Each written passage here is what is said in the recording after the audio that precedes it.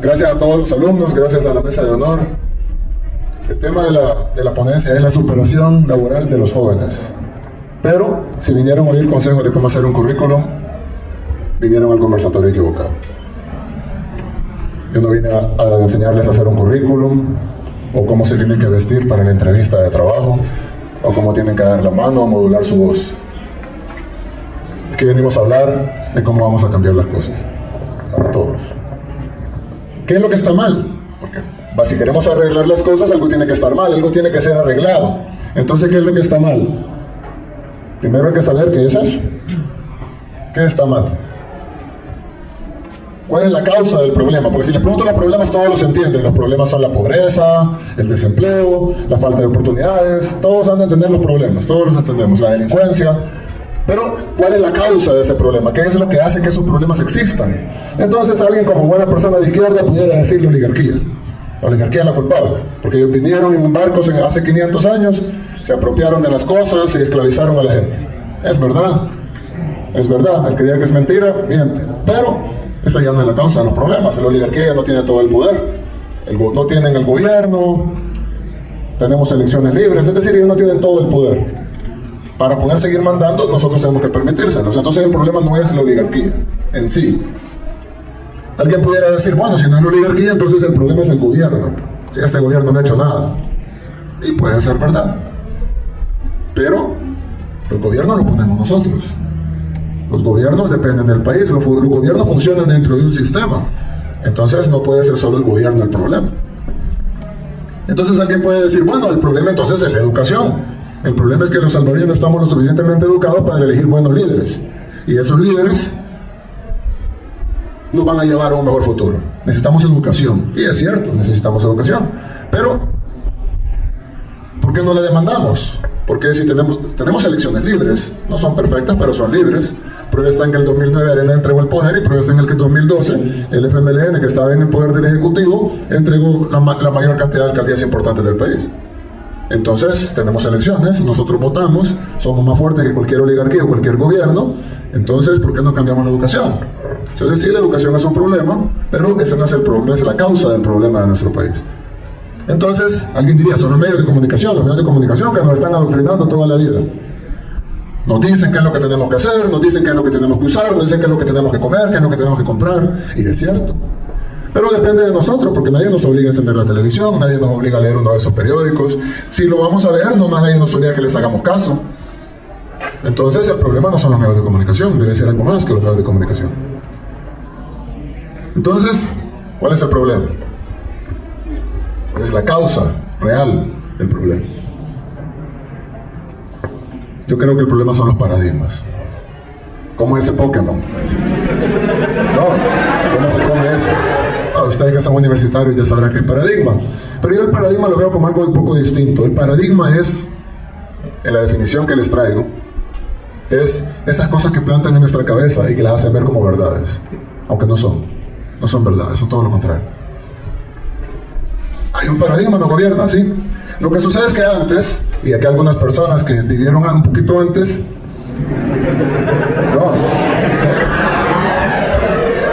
una persona que vivieron antes nos puede decir que antes que yo les hablara de la oligarquía, salgo y desaparezco. ¿Sí? Salgo de aquí y desaparezco. Ahora podemos hablar. Es decir, ya no viene la guardia a traernos y hablamos.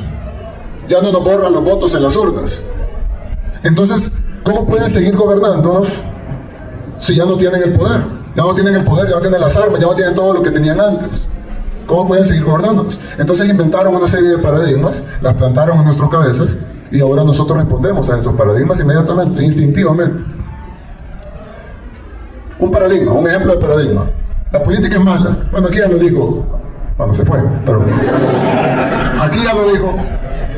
La política es mala. Entonces no se metan en ella. Como dijo un famoso político, jóvenes, no se metan en política, es mala, déjenmela a mí. Entonces lo que tenemos es un paradigma. La política es mala, por lo tanto ustedes no se metan. Bueno, ¿qué tal si cambiamos la política? ¿Qué tal si los jóvenes entran en política y en lugar de que sea política sea algo malo, lo convertimos en algo bueno? Ese debería ser el paradigma, no este. Este no es tan grave. La gente es pobre porque es perezosa. Eso yo lo he escuchado.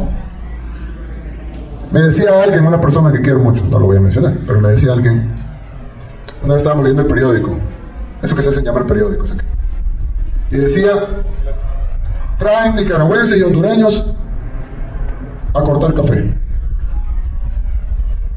Nicaragüenses y hondureños. Entonces la persona que estaba leyendo la noticia me dijo, qué barbaridad, qué perezosos los salvadoreños. Tienen que traer nicaragüenses y hondureños a cortar café, porque los salvadoreños no quieren trabajar. Y entonces yo le dije, ¿y por qué no vas a cortarlo vos? ¿No tenés trabajo? Te pagarían $95 al mes, libres, por trabajar de sol a sol. ¿Por qué no lo haces tú? No, yo no lo voy a hacer. Bueno, ellos tampoco. Es que el problema no es que sea perezoso. De todos modos, aunque trabaje con $95, no va a salir de la pobreza, ¿o sí? Entonces, la gente no es pobre por perezosa. Yo conozco mucha gente rica que es perezosa. Y conozco mucha gente pobre trabajadora. Hay gente trabajadora, hay gente perezosa, hay gente pobre y gente rica, pero las cuatro cosas no tienen nada que ver. Otro paradigma. Las empresas generan empleo. Ustedes ya han oído eso. Todos han escuchado, no, las empresas generan empleo. Necesitamos más empresas porque son las generadoras de empleo. Eso es mentira. Me voy a demostrar así que es mentira. Imagínense que hipotéticamente hay dos restaurantes. Ponen un restaurante de hamburguesas y enfrente ponen un restaurante de pizza. Y los dos dueños deciden que van a contratar 20 empleados cada uno. Están generando inicialmente el empleo, ahí sí. 20 empleados cada uno. 20 empleados para trabajar en el restaurante de hamburguesas y 20 empleados para trabajar en el restaurante de pizza. Pero ¿qué pasa? Digamos que la gente de San Miguel ¿qué prefieren? ¿La pizza o la hamburguesa? Pizza. Digamos que la pizza. Y entonces van todos a comer pizza. Nadie va a comer hamburguesa. ¿Qué va a suceder con el restaurante de pizza? Crece. Y ya no necesita 20 empleados, necesita 40. Y luego necesitan otras sucursales, entonces ya son 80. Y luego otras sucursales son 120. Cuando tiene 5 sucursales son 200 empleados de pizza. Y nadie fue a comer al restaurante de hamburguesas. ¿Qué le va a pasar al restaurante de hamburguesas? Va a quebrar. ¿Y entonces cuántos empleados va a generar? 0. ¿Por qué? Los dos eran empresarios, los dos querían trabajar, los dos querían poner un negocio, los dos tuvieron más o menos la misma idea. ¿Por qué uno genera 200 empleos y el otro 0? Si las empresas generan empleos, los dos deberían de generar 100 empleos cada uno. ¿Por qué uno genera 200 y el otro 0? Porque el que generó los empleos no fueron ellos, fueron los consumidores. Fueron los que decidieron ir a comer pizza, en lugar de ir a comer hamburguesas. Dante Gebel. Ahí queda demostrado que los 200 empleos, probablemente los 20 empleos iniciales sí los generó el empresario. Pero los 200 empleos que continuaron, que se quedaron al final, lo crearon los consumidores. Y los 20 empleos que se perdieron en el restaurante de hamburguesas los mataron los consumidores. Entonces las empresas no generan empleo, las generan los consumidores. Es bien fácil de explicar. Sin embargo, vemos los periódicos, escuchamos a los tanques de pensamiento, a los analistas. No, las empresas generan empleo. Y nadie lo contradice, porque es un paradigma. Lo tomamos como una realidad, aunque no es real. Necesitamos incentivos fiscales. Las empresas no vienen a invertir porque pagan muchos impuestos aquí en El Salvador. Necesitamos bajar impuestos para generar incentivos fiscales y que las empresas vengan e inviertan en nuestro país. ¿Suena bien? Bien. La contradicción es que los países con impuestos más altos en el mundo son los de más alta inversión extranjera.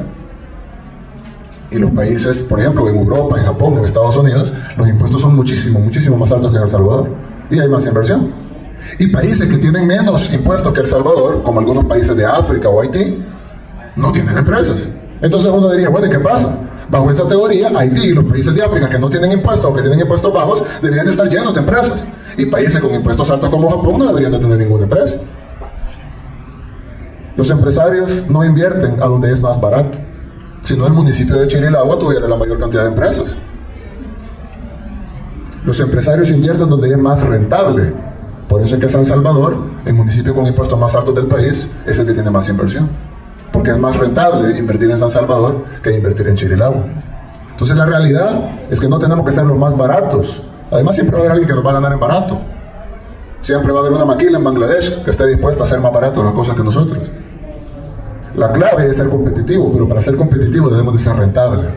Debemos tener una población educada y un consumidor fuerte para que haya gente para trabajar en las empresas y haya consumidores que compran los productos. Entonces no es cierto que necesitamos incentivos fiscales. Ya han escuchado el despilfarro. Dicen, es que nuestro gobierno despilfarra el dinero. Miren, el presupuesto de la Universidad de Harvard, una universidad, es igual al de todo El Salvador. Igualito. Lo que ellos gastan en una universidad, y que estamos en la Universidad de El Salvador, lo que Harvard gasta en una universidad incluye todo el gobierno de El Salvador, todos los ministerios, la policía, la Fuerza Armada, todas las escuelas, esta universidad, todos los hospitales, todas las embajadas en el mundo, la Asamblea Legislativa, la Corte Suprema de Justicia, todos los juzgados, todos los programas sociales, todas las obras de infraestructura, construcción de calles, todo el gobierno, todos los decenas de miles de empleados del gobierno, todo el gobierno de El Salvador se sostiene con el mismo presupuesto que la Universidad de Harvard. Entonces, si algo necesita nuestro país es más despilfarro. Necesitamos invertir más en el país. Eso no exime de responsabilidad a los funcionarios corruptos. A los funcionarios corruptos metamos los presos. Pero tenemos que invertir en el país. La excusa de que el funcionario es corrupto no puede ser excusa para no invertir en el país. Entonces el problema no es el despilfarro, sino la carencia de despilfarro. Y este es mi favorito: populismo. Ya me oí esa palabra, se oye feo. Yo escucho, la gente escucha populismo y dice, populismo. ¿Alguien quiere un presidente populista? Nadie. ¿Nadie? Bueno, yo sí. Yo le quiero pedir, después, cuando salgan de aquí, que agarren un diccionario y que busquen la definición de la palabra populismo. Yo lo agarré en el camino acá, en la luz, por si quieren la cita textual, y decía: populismo, doctrina política que pretende defender los intereses y aspiraciones del pueblo. Eso es malo aquí en El Salvador. Defender los intereses y las aspiraciones del pueblo es malo en El Salvador. Y yo vine a la Universidad de El Salvador, les pregunté si alguien quería un presidente populista y nadie levantó la mano. Es un paradigma. Nos han vendido que el populismo es malo. Eso es malo. Populismo. ¿Y qué es bueno entonces? Hay dos alternativas, dos cosas contrarias al populismo. Está el elitismo, que es la selección de la élite sacada de la masa y trabajar para ellos, o, estoy seguro que nadie está de acuerdo con el elitismo, o el individualismo, que es un poco más noble que el elitismo, pero igual yo prefiero el populismo que el individualismo. Incluso en deportes, para los que les gusta el fútbol, saben que el individualismo no funciona. Así que yo me quedo con el populismo. ¿Por qué les digo todo esto? Porque todos los problemas de nuestro país se sostienen en causas, como les dije: la oligarquía, los medios de comunicación, el gobierno, los políticos. Pero todas esas causas existen en pilares, se sostienen sobre pilares, y esos pilares son los paradigmas con los que nos han llenado la cabeza y nos han hecho creer cosas que no son ciertas. Nos han hecho creer que esto es malo y que esto es bueno, y generalmente es todo lo contrario. Entonces nosotros estamos en una jaula. Los barrotes son los paradigmas, pero nosotros tenemos la llave.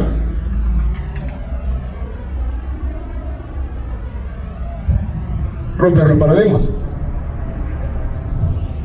Eso es todo lo que tenemos que hacer. Quitémonos los paradigmas de la cabeza.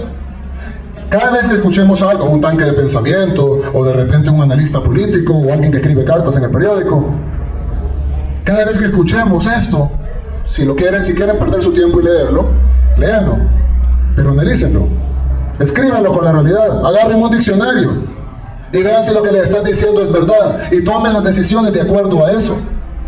Si nosotros empezamos a tomar las decisiones de acuerdo a la realidad, no a paradigmas, entonces vamos a poder exigir educación, vamos a poder exigir un presupuesto decente para la universidad, vamos a poder exigir oportunidades, vamos a poder hacer las políticas correctas para que existan esas oportunidades. Vamos a dejar de llamarle despilfarro, darle vasos de leche a los niños. Y yo no vine a defender al gobierno, podemos acabarnos la ponencia criticándolo. Pero no critiquemos lo bueno, critiquemos lo malo. Yo criticaría, por ejemplo, que el presupuesto de la Universidad de El Salvador es muy pequeño. Yo criticaría, por ejemplo, que el presupuesto de educación es muy pequeño. no que es muy grande. Quitemos los uniformes porque así podemos pagar la calidad educativa. ¿Y por qué no podemos hacer los dos? Es más, les voy a dar una idea. Con los 1.100 millones de evasión fiscal que hacen los ricos en el país, podemos pagar uniformes, calidad educativa, hospitales, salud. Construimos un hospital en cada municipio del país y nos sobra dinero. Ahí es donde tenemos que estar discutiendo. No en los uniformes, en los zapatos y el vaso de leche. Pero todo esto, no podemos tirar media hora hablando de uniformes y zapatos y vasos de leche. Pero ese no es el problema, esa es la consecuencia de los paradigmas. Entonces, ya que aquí la mayoría son jóvenes, quitémonos los paradigmas, no los aceptemos. Cuando escuchemos algo, critiquémoslo, evaluémoslo 2 veces, preguntémonos por qué. Y entonces vamos a poder cambiar nuestro país. Muchas gracias.